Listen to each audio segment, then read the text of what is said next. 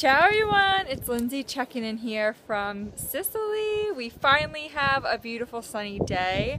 I've been here for about 2 weeks and it seriously rained, I want to say like 80% of the time. So I am up on top of the rooftop terrace of the bed and breakfast where I am volunteering, and we're overlooking Ortigia, which is a little island connected to Syracuse in Sicily in Italy.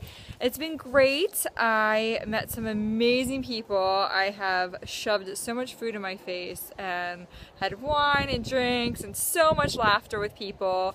But now the two other volunteers I was with left. So it's just me, myself, and I, which I'm looking forward to detoxing a bit and getting some exercise and all that good stuff. But I was doing some thoughts. I wanted to make a kind of funny video because now that I've been traveling 10 months, like weird shit is just starting to become very, very normal in my life. And I don't realize how bizarre it is until I think of what my life was like before I started living out of a backpack. So you always hear about traveling changing you and oh, blah, blah, blah.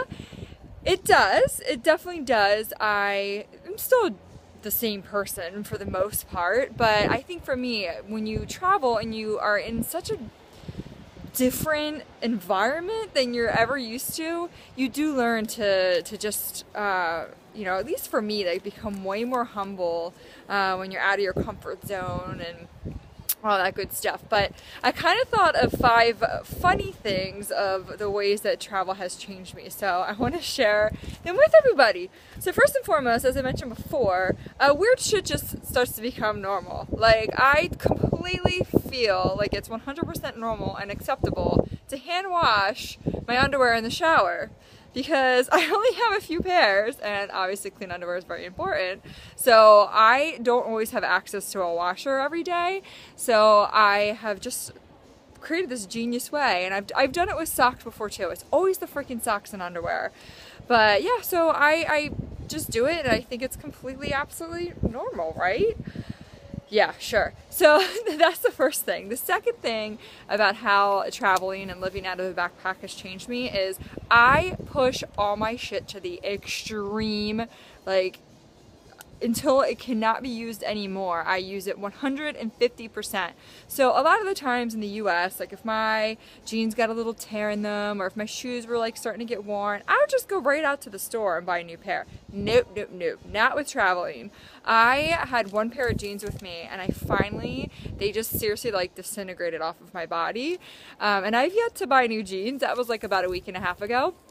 But they started getting little holes like in the seams, and I just kept wearing them, and I'm like, oh, I'll get new jeans, and it's like, no, I'll be fine, I'll just keep wearing them, until I was at the Greek Theater here in Syracuse the other week, and I went to go bend my leg to climb up into a cave, and they pretty much ripped in half. So yeah, and then also too, my shoes. I had these shoes when I first started traveling and things started falling apart naturally, so I got these cheap boots from Primark when I was in Ireland, and they just started falling apart, like even in Rome, because I was walking, gosh, like maybe 5 hours a day on average, just like sightseeing, because for me it's exercise and I love to discover like the little quirky places that you discover when you walk around a city. So yeah, they started taking on water in Rome, and then once I got here and it was pouring rain, I pretty much was wearing plastic bags inside of my shoes for like 2 weeks, until finally the other day I bought these cheap like UGG-like boots that seriously it was like wearing blocks on my feet. They're so uncomfortable and disgusting, but I'm having a hard time finding like cheap shoes.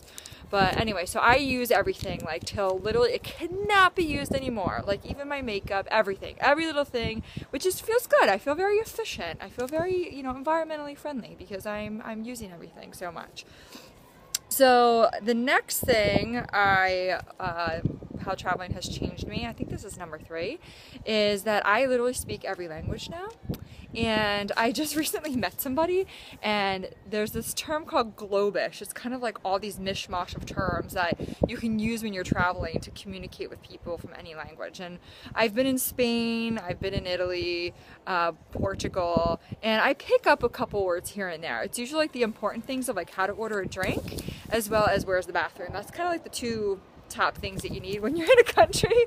But there's been so many situations, like just the other night I was at dinner with a friend. He invited his other friend who spoke very, very little English, but spoke a little Spanish and obviously spoke Italian. And we were still able to have like a full-on conversation and understand each other and all that kind of stuff. So I feel like I'm like a master of all languages.